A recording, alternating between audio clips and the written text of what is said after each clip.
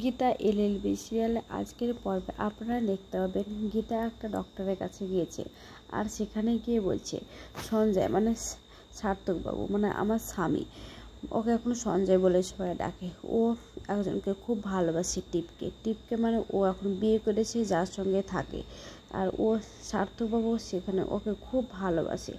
কিন্তু আমি চাই ওকে সুস্থ করে তুলতে, কিন্তু সুস্থ করতে পারছি না। তখন ডক্টর বলে এটা তো খুব ক্রিটিক্যাল অবস্থা, কিন্তু ওকে তো লাগবে, ওকে নিয়ে এসেছেন। তখন গীতা বলে ঠিক আছে আমি আনছি বলে বাইরে যায়, আর সেখানে গিয়ে গীতা নিয়ে আসে ওকে, আর বলে ডক্টরের কাছে বসতে। তখন বসলে বলে এটা কোন জায়গা, আমি তো টিপের কাছে এসেছি, তোমরা যে বললে টিপের কাছে নিয়ে যাচ্ছি, তো টিপ তো এখানে নেই। তখন ডক্টর বলে তুমি এখানে বসো, আমরা তোমার সঙ্গে একটু গল্প করব বলে তোমাকে ডেকেছি। তখন সার্থক বলে যে কি গল্প করবে মানে আপনি কি বলছেন এসব, আমি কি গল্প করার জন্য এখানে এসেছি? তখন বলে হ্যাঁ, তোমার তো বলে মাথা যন্ত্রণা করে, তো আমরা একটু গল্প করলে তোমার মনটাও ভালো হবে এসব বলে।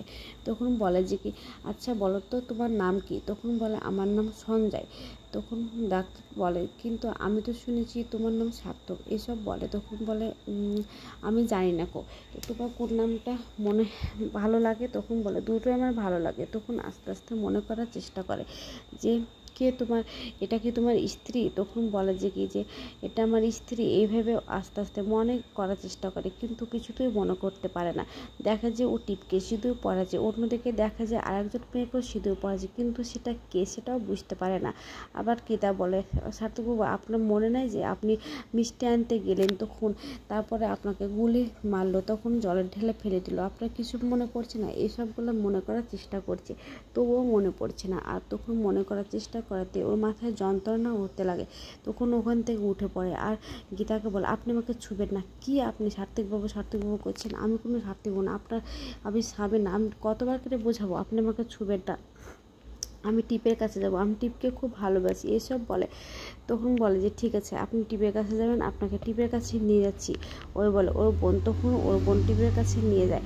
আর ডক্টর বলে যে কি দেখুন আপনাকে প্রত্যেক দিন মাঝে মাঝে আনতে হবে এই জায়গাতে। তখন বলে ঠিক আছে চেষ্টা করছি বলে সেখান থেকে চলে যায়। তখন ডক্টর বলে এরকম ক্রিটিক্যালি পেশেন্ট খুব কমই দেখা যায়। অন্যদিকে দেখা যায় যে টিপ ওকে সঞ্জয়বাবু করে খুঁজে পড়ছে, কিন্তু কোথাও খুঁজে পারছে না। তখন টিপ বলছে আমি কি সঞ্জয়কে হারিয়ে ফেললাম, সঞ্জয় কোথায়? আমি সঞ্জয় ছাড়া 1 সেকেন্ডও বাঁচবো না। তখন ওর মা বলে তুই এবার ফোন করে দেখ না কোথায় আছে। তখন ফোন করে, তখন বলে ফোনটা তো নিয়ে যায়নি মা, ঘরে রেখে গেছে, ওরা ইচ্ছে করে ফোনটাকে নিয়ে যায়নি, প্ল্যান মাফিক করে এসব বলে।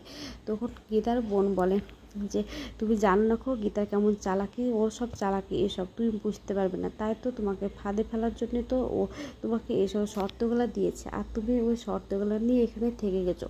তখন ওর মা বলে তুমি একটু চুপ করো, আমার এইটুকু বিশ্বাস আসছে যে গীতা কোনো সঞ্জয়ের কোনো ক্ষতি হতে দেবে না। তখন টিপ বলে মা তুমি আমার মানে ওর মা, যে তুমি শুধু এখনও ওই গীতারই হয়ে কথা বলে যাচ্ছ, তুমি চুপ করো, তুমি এখানে কী করছো, তুমি এখনই এখান থেকে বেরিয়ে যাও। তখন গীতার বোন বলে যে কি যে আপনারা একটু চুপ করুন না, আপনি একটু মেয়ের হয়ে বলুন, আপনার মেয়ে কষ্ট পাচ্ছে আর আপনি গীতার হয়ে সালাসি করছেন এইসব বলছে। তখন ও আবার টিপের কাছে যায়, বলে তুই চুপ কর একটু, তোর শরীর অসুস্থ হয়ে পারে, একটু শান্ত হয়ে দেখ, ও ঠিক চলে আসবে। তখন গীতার বোন বলে কিনি যে না ও কখনো আসবে না, ও একটা বদমাইশ মেয়ে, ও আমার সংসার করতে দেয়নি, ও আমার বরকে আমার কাছে যেতে দেয়নি, আমার বরকে আমাকে নিয়ে সংসার করতে দেয়নি এসব বলে। তখন টিপের মা বলে তুমি কি বলছো, ও তোমার ছোট বোন হয় না? তখন বলে না আমার ছোট বোন হয় না, আমার বলতে লজ্জা করে এসব বলে। তখন টিপ বলে আমার সঞ্জয়বাবু কোথায়? বলে যেতে গেলেই দেখা যে সঞ্জয় আসছে, এসে টিপকে জড়িয়ে ধরেছে আর বলছে তুমি কোথায় ছিলে টিপ? আমি তোমার কাছেই তো যাচ্ছিলাম, ওরা তোমার কাছেই নিয়ে যাচ্ছিলো বলছিল।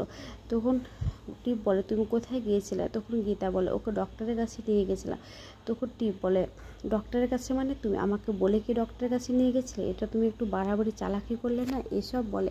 তখন গীতা বলে না চালাকির কী আছে, আমি ডক্টরের কাছে নিয়ে গেছিলাম, তুমি তো জানো আইনি পদক্ষেপে গেলে আমি পেতাম আমার বরকে, কিন্তু না আমি সেটা করিনি, তুমি যে শর্ত দিচ্ছ আমি সেই শর্ত মেনে এখানে কিন্তু তোমাকে আসতে দিয়েছি এসব বলে।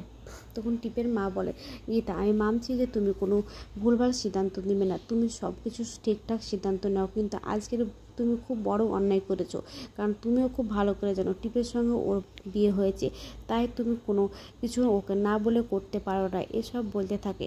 তো আজকে সিরিয়ালের আপডেটটা কেমন লাগলো, আপনার ভালো লাগলো কমেন্টে জানাবেন, আর হ্যাঁ সাবস্ক্রাইব করতে ভুল